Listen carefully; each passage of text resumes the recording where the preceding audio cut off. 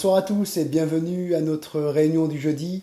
Nous espérons que vous vous portez bien, que tout le monde va bien, que la santé, vos familles, tout le monde va bien. En tout cas, on est vraiment content de se retrouver encore ce soir pour partager ensemble la parole de Dieu, ouvrir et méditer pendant quelques instants les Saintes Écritures. Je vous propose qu'on fasse une lecture ensemble dans Actes chapitre 12. Actes chapitre 12, verset 1er. Vers le même temps, le roi Hérode se mit à maltraiter quelques membres de l'Église, et il fit mourir par l'épée Jacques, frère de Jean. Voyant que cela était agréable aux Juifs, il fit encore arrêter Pierre. C'était pendant les jours des pains sans levain. Après l'avoir saisi et jeté en prison, il le mit sous la garde de 4 escouades de 4 soldats chacune, avec l'intention de le faire comparaître devant le peuple après la Pâque. Pierre donc était gardé dans la prison. Et l'Église ne cessait d'adresser pour lui des prières à Dieu. La nuit qui précéda le jour où Hérode allait le faire comparaître, Pierre, lié de 2 chaînes, dormait entre 2 soldats, et des sentinelles devant la porte gardaient la prison. Et voici un ange du Seigneur survint, et une lumière brilla dans la prison. L'ange réveilla Pierre en le frappant au côté et en disant « Lève-toi promptement !» Les chaînes tombèrent de ses mains, et l'ange lui dit « Mets ta ceinture et tes sandales !» Et il fit ainsi. L'ange lui dit encore « Enveloppe-toi de ton manteau, et suis-moi. » Pierre sortit et le suivit, ne sachant pas que ce qui se faisait par l'ange fut réel, et s'imaginant avoir une vision. Lorsqu'ils eurent passé la première garde, puis la seconde, ils arrivèrent à la porte de fer qui mène à la ville, et qui s'ouvrit d'elle-même devant eux. Ils sortirent et s'avancèrent dans une rue. Aussitôt, l'ange quitta Pierre. Revenu à lui-même, Pierre dit « Je vois maintenant d'une manière certaine que le Seigneur a envoyé son ange et qu'il m'a délivré de la main d'Hérode et de tout ce que le peuple juif attendait. » Après avoir beaucoup réfléchi, il se dirigea vers la maison de Marie, mère de Jean, surnommée Marc, où beaucoup de personnes étaient réunies et priaient. Il frappa à la porte du vestibule et une servante nommée Rhode s'approcha pour écouter. Elle reconnut la voix de Pierre et dans sa joie, au lieu d'ouvrir, elle courut annoncer que Pierre était devant la porte. Ils lui dirent « Tu es folle !» Mais elle affirma que la chose était ainsi. Et ils lui dirent « C'est son ange !» Cependant, Pierre continuait à frapper. Ils ouvrirent et furent étonnés de le voir. Pierre, leur ayant de la main fait signe de se taire, leur raconta comment le Seigneur l'avait tiré de la prison, et il dit « Annoncez-le à Jacques et aux frères. » Puis il sortit et s'en alla dans un autre lieu. Quand il fit jour, les soldats furent dans une grande agitation pour savoir ce que Pierre était devenu. Nous voyons dans ce récit que l'Église passe par des moments très difficiles, des moments de persécution, des moments où elle est maltraitée, malmenée. La preuve, c'est que Hérode fait mourir Jacques, le frère de Jean, et puis il met Pierre en prison, dans le but certainement de le faire condamner et peut-être même condamner à mort. J'aimerais voir ce soir avec vous, non pas l'attitude que Pierre a eue dans la prison, même bien qu'il y aurait plein de leçons à tirer de l'attitude de Pierre dans la prison, mais plutôt l'attitude de l'Église au sein de la difficulté. Et c'est le titre du message de ce soir, l'attitude de l'Église au sein de la difficulté, au sein de l'épreuve. Premièrement, nous observons que dans la difficulté, l'Église est en prière, l'Église prie. Au verset 5, il est écrit « Pierre donc était gardé dans la prison et l'Église ne cessait d'adresser pour lui des prières à Dieu. » Une Église qui ne s'agite pas, mais qui prie. C'est vrai que l'Église, là, aurait pu se retrouver dans une grande agitation. Que va-t-il se passer? Ils ont mis Jacques à mort et puis maintenant, voilà que Pierre est en prison. Qu'allons-nous devenir? Nos responsables, les uns après les autres, vont mourir et qu'allons-nous devenir? Que va devenir l'Église de Jésus-Christ? On va venir nous chercher chez nous, on va nous persécuter, on va nous frapper devant tout le monde et puis on va nous mettre à mort. Qu'est-ce qu'on va devenir? Le devenir est tellement incertain. Ils auraient pu s'agiter, commencer à s'angoisser, se paniquer. Mais nous voyons que ici l'Église se met en prière. Elle a décidé de ne pas être dans l'agitation. Elle a décidé de ne pas être dans la peur, mais de se mettre dans la prière. Ne sommes-nous pas également dans des temps particuliers?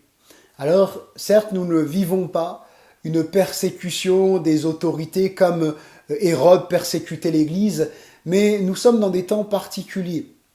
Des temps où nous pourrions nous laisser prendre par la peur, où nous pourrions nous laisser prendre par l'agitation et nous dire comment ça va se passer, quand est-ce que nous allons pouvoir à nouveau nous réunir à l'église, et puis que va devenir le frère un tel ou la sœur un tel, et tellement d'incertitudes qui peuvent se dégager de cette situation. Le Seigneur nous appelle à la prière. Le Seigneur nous appelle à lui faire confiance, à placer notre foi en lui. Comme l'Église était là en prière et ne cessait d'adresser des prières pour Pierre, eh bien, nous devons, nous aussi, utiliser cette arme que le Seigneur nous a donnée, la prière, cette arme puissante de la prière. L'Église ne cessait d'adresser des prières à Dieu. Et l'Église n'est pas une Église qui s'agite parce qu'elle ne repose pas sur des fondements humains, mais elle repose sur le fondement de Christ. Et comme le dit la parole de Dieu, si le Seigneur est pour nous, qui sera contre nous? Alors ne soyons pas dans l'agitation, mais soyons confiants dans ce Dieu qui prend tellement bien soin de nous. Une église qui persévère dans la prière. Il est écrit qu'il ne cessait d'adresser des prières à Dieu. Il y a cette notion d'insistance, de persévérance. L'église ne se relâche pas dans la difficulté, mais elle redouble de prières. Et ce soir, j'aimerais nous encourager. J'aimerais nous encourager à redoubler d'efforts dans la prière, à ne pas nous laisser décourager, peut-être par les circonstances, les épreuves que nous pouvons traverser, ces difficultés qui viennent comme essayer de nous mettre la tête sous l'eau, mais prenons courage, levons nos têtes, le Seigneur est avec nous, redoublons d'efforts, ne cessons pas de prier, mais redoublons d'efforts dans la prière. L'Église ne cessait d'adresser des prières à Dieu.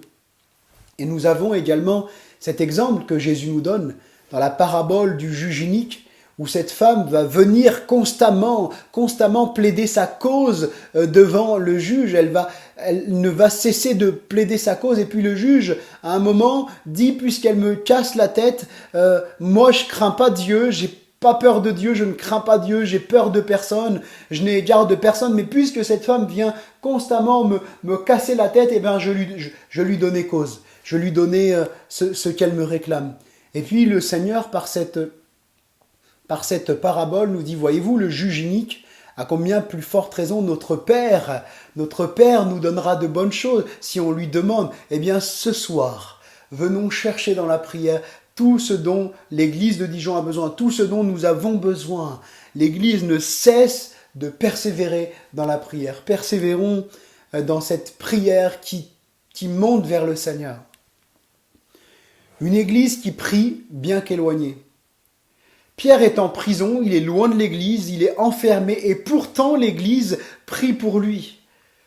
Ne sommes-nous pas également dans cette situation particulière où nous ne pouvons toujours pas nous réunir à cause des mesures sanitaires qui sont en vigueur dans notre pays de France et que nous respectons tout à fait et que nous comprenons? Mais nous sommes dans cette situation où nous sommes habituellement, nous retrouvions ensemble dans la communion fraternelle le dimanche, en semaine, dans les agapes aussi quand nous mangions ensemble, pardon. Mais là, nous sommes séparés de tout cela.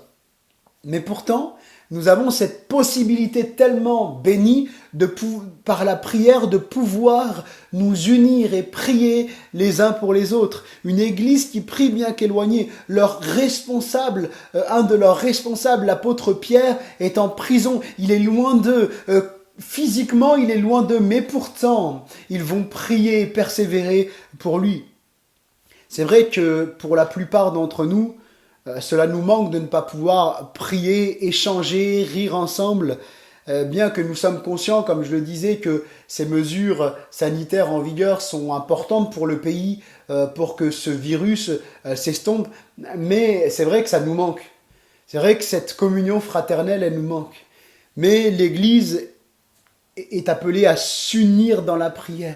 Alors oui, nous ne pouvons pas encore nous réunir physiquement, mais nous avons ce lien fraternel parce que nous sommes une famille en Jésus-Christ. Nous sommes unis, bien que non réunis. N'est-ce pas merveilleux? N'est-ce pas là un privilège extraordinaire que aucune association sur Terre, aucun mouvement sur Terre ne peut avoir? c'est le lien de la communion fraternelle. Nous sommes unis, frères et sœurs, nous sommes unis, bien que non réunis. Dans la difficulté, l'Église est unie. Il est écrit au verset 12, « Après avoir réfléchi, il se dirigea vers la maison de Marie, mère de Jean, surnommée Marc, où beaucoup de personnes étaient réunies et priaient. » La première chose que va faire Pierre, ce n'est pas d'aller à droite ou à gauche, de se promener dans les rues ou autre, de profiter de sa liberté, mais Pierre va se diriger vers ce qu'il aime. Et ce qu'il aime, c'est l'Église, c'est la communion fraternelle. Pierre va aller se diriger vers cette Église qu'il aime et qu'il chérit tant. Une Église persécutée mais unie. Beaucoup de croyants étaient réunis chez Marie, la mère de Marc, et priaient. Ils étaient persécutés, mais pas divisés. Amen. On peut être persécuté, mais pourtant pas divisé. Et là, l'Église, elle n'est pas divisée. Elle ne se laisse pas diviser par la persécution. Et si dans les temps de difficulté que nous traversons, que traverse notre monde, nous renforcions nos liens, à prier les uns pour les autres, à prendre des nouvelles les uns des autres, à prendre soin les uns des autres. Ne perdons pas cette unité que Christ nous a acquis à la croix, cette unité de l'esprit, mais entretenons cette unité. C'est vrai que pendant ces temps de confinement, certains auraient pu sombrer dans un individualisme, mais le Seigneur nous appelle à toujours être unis. En Jean chapitre 17, versets 21 à 22, Jésus prie le Père et manifeste ici son désir que les enfants de Dieu, les disciples de Jésus-Christ, soient un comme lui et le Père sont unis. Il dit, je te prie pour qu'ils soient un comme nous aussi nous sommes un. Et c'est ce que nous devons être, Église de Dijon. Nous sommes unis même dans la difficulté. Nous sommes unis, alléluia. Une Église unie, oui, mais sur le même fondement. Bien sûr, quand nous parlons d'unité dans les temps qui courent, il est important de préciser de quelle unité nous parlons, sur quel fondement nous sommes unis, de quoi nous parlons quand nous parlons d'unité, de corps de Christ, de communion fraternelle, de quoi nous parlons ?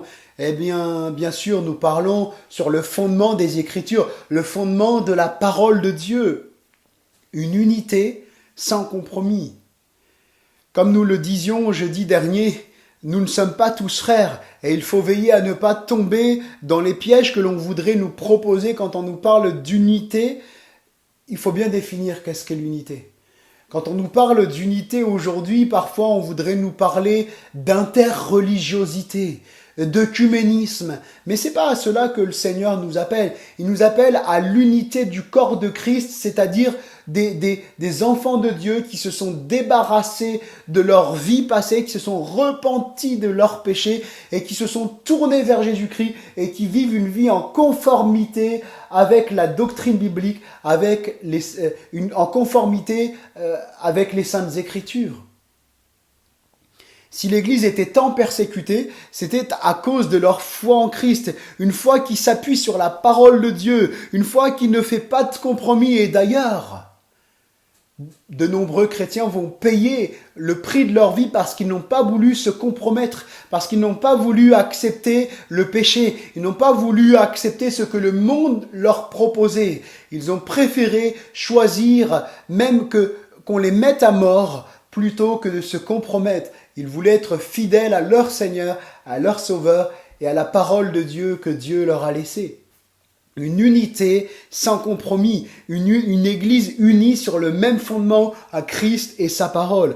Bien plus encore, nous qui avons cette liberté de culte, soyons reconnaissants au Seigneur. Soyons reconnaissants au Seigneur et restons unis les uns aux autres sur le fondement des Écritures. Restons soudés, unis, faisons bloc ensemble, soutenons-nous dans la prière. Quand je dis faisons bloc, ce n'est pas allons manifester, allons revendiquer, etc. Non, c'est vraiment cette unité où on est tous soudés les uns aux autres et on ne lâche pas, on prie les uns pour les autres. Quand on sait qu'un frère ou une sœur est malade, eh bien on prie, on redouble de prière. Quand un frère ou une sœur passe par des moments difficiles, des épreuves dans sa famille, dans sa vie personnelle, eh bien on prie les uns pour les autres. Alléluia. Troisièmement, dans la difficulté, l'Église a besoin d'entretenir sa foi. Nous voyons au verset 15 et 16, lorsque la servante Rhodes va venir voir les croyants et va leur dire que Pierre est à la porte, la première réaction qu'ils ont, c'est de lui dire « Tu es folle ». Et puis quand elle insiste, ils lui disent « Mais c'est son ange ». Et puis nous voyons un peu plus loin que quand ils ouvrent la porte et qu'ils voient Pierre, ils sont tout étonnés de voir Pierre. Et nous pourrions nous poser cette question à la lecture de ces versets. Les croyants croyaient-ils vraiment que Pierre allait sortir de la prison? Étaient-ils persuadés quand ils priaient que Dieu était capable d'ouvrir cette prison et de sortir son serviteur de la prison? Ou alors ces croyants étaient-ils partagés entre la foi et le doute? Prier en croyant que Dieu va répondre. Lorsque nous prions, il nous est important de croire que ce que l'on demande à Dieu, il est tout puissant pour répondre. Dans Hébreux chapitre 11 et au verset 6, il est écrit « Or, sans la foi, il est impossible de lui être agréable, car il faut que celui qui s'approche de Dieu croit que Dieu existe et qu'il est le rémunérateur de ceux qui le cherchent. » Nous pourrions aussi dire que Dieu répond à ceux qui le cherchent. Hébreux chapitre 11 verset 1er nous dit aussi que la foi, c'est une ferme assurance des choses qu'on espère, une démonstration de celles qu'on ne voit pas. Et si nous prions en mettant notre foi en action, à demander la chose à Dieu, mais en voyant déjà la chose arriver, en disant Seigneur, tu vois, j'aimerais, comme les croyants là, qui priaient pour Pierre, et bien dire Seigneur, je veux voir Pierre sortir de la prison. Je crois que tu es tout puissant pour délivrer Pierre. Alors je te prie déjà comme si Pierre allait sortir de la prison, parce que toi tu es capable de tout. Et c'est vrai que souvent, on se rend compte que quand on prie parfois, on prie peut-être par habitude. Je dis pas que c'est ce que ces croyants faisaient, parce que on voit comme un zèle quelque chose il redouble de prière, il ne cesse de prier pour Pierre. Mais parfois, c'est vrai que nous sommes confrontés à nos limites. Des fois, le doute est là. Des fois même, on a la réponse à nos prières devant nous et on a du mal à y croire. Eh bien, Seigneur nous invite à prier, mais à croire que Dieu va répondre. Jésus va dire, si quelqu'un demande quelque chose au Père en mon nom, je le ferai afin que le Père soit glorifié. Il nous incombe à nous de simplement placer notre foi en Dieu. Lorsque nous prions, eh bien, nous demandons quelque chose à Dieu. Nous ne demandons pas ça à n'importe qui. Nous demandons au Créateur de l'univers, à celui à qui tout est possible, à celui à qui rien n'est impossible. Il est celui qui donne la vie aux morts et qui appelle les choses qui ne sont pas comme si elles étaient et elles viennent à l'existence, comme le dit la parole de Dieu. Alors, dans nos temps de difficulté, renforçons notre foi en nous nourrissant des paroles du Seigneur. Oui, il récompense ceux qui le cherchent. Il répond à ceux qui le cherchent. Dans la parole de Dieu, il est dit, quand les justes crient, l'Éternel les entend et il les délivre de toute leur détresse. Eh bien oui, le Seigneur entend nos prières et il nous délivre. Si nous cherchons de tout notre cœur, si nous cherchons Dieu de tout notre cœur, il agira. Ne pas laisser les difficultés nous limiter dans notre foi. Nous pouvons nous mettre à la place de ces croyants. Jacques a été tué, Pierre est en prison et si on suit la logique des événements, il sera certainement le prochain sur la liste des condamnés à mort. Mais j'aimerais nous encourager ce soir à ne pas laisser les circonstances, les difficultés, les épreuves, les tempêtes de la vie nous limiter dans notre foi, nous conditionner dans notre foi. Et c'est vrai que parfois, les épreuves que nous traversons peuvent nous conditionner, nous limiter, à même dire c'est pas possible, c'est impossible, je n'y arriverai pas, je ne sortirai pas de cette situation. Tellement de paroles qui peuvent nous conditionner dans notre foi. Mais le Seigneur nous appelle à cette foi qui sort des conditionnements. Et le Seigneur nous appelle à sortir de nos conditionnements. Ah, c'est impossible que Pierre sorte de cette prison. Humainement parlant, Jacques a été tué. Le prochain sur la liste, c'est Pierre. Alors, ce n'est pas possible que Pierre sorte de cette prison. Eh bien, sortons de nos conditionnements pour placer notre foi dans le Dieu du tout est possible. Qu'est-ce qui est impossible à Dieu? Rien n'est impossible à notre Seigneur.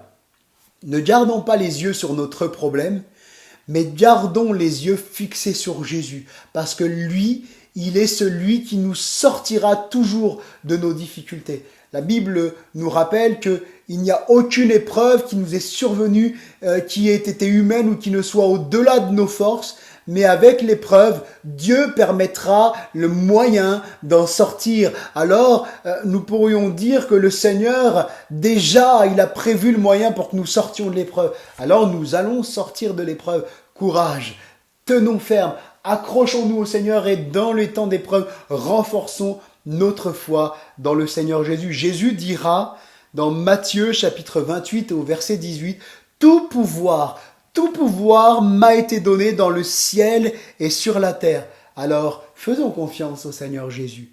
Quand humainement, des situations que nous pouvons traverser semblent impossibles à régler, plaçons notre foi dans ce Dieu à qui rien n'est impossible. Je ne sais pas ce que tu traverses ce soir. Je ne sais pas les temps d'épreuves et de difficultés que tu peux traverser.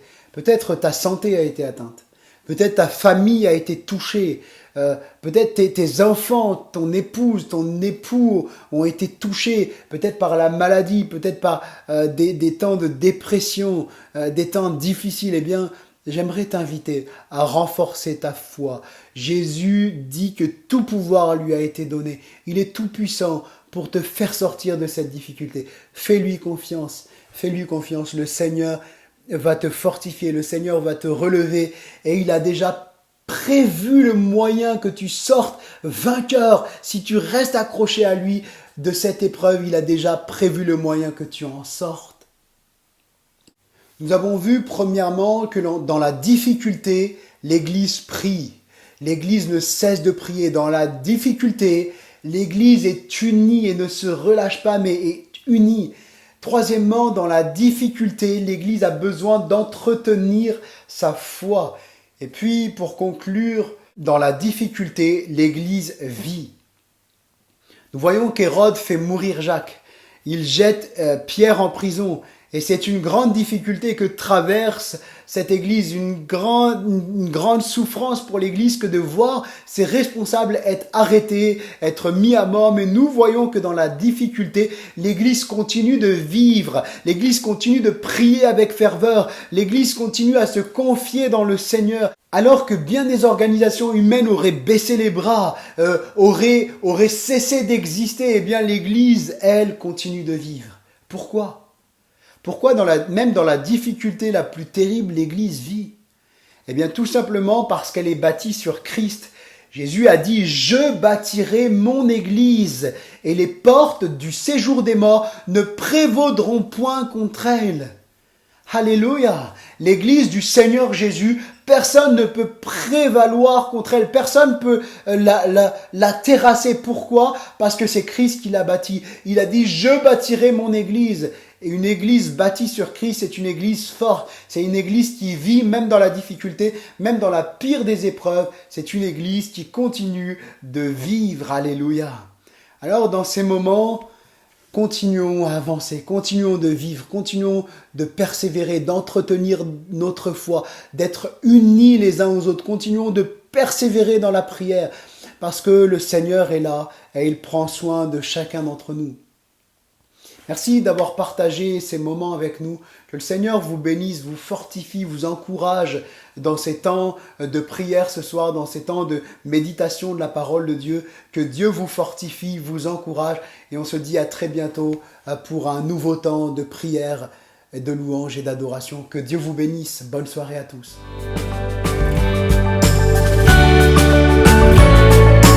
Merci à tous de nous avoir suivis. Nous vous donnons rendez-vous chaque mardi et jeudi à 19h, ainsi que le dimanche à 10h.